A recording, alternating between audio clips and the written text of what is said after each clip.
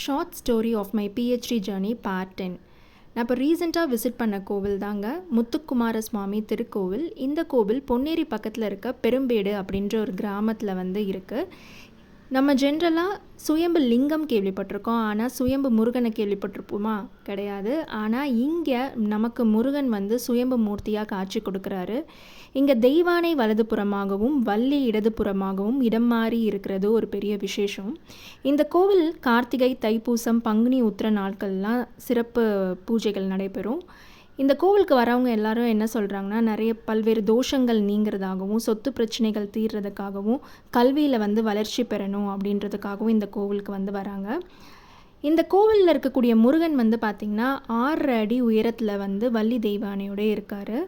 இப்பேற்பட்ட முருகன் ஒரு வண்டிக்காரர் கண்ணில் தென்பட்டு தான் நம்ம பூமிக்கு திரும்ப வந்திருக்காரு. 600 வருட பழமையான இந்த கோவிலை அனைவரும் கண்டு களிக்க வேண்டும். தொடர்ந்து பேசலாம். Stay tuned.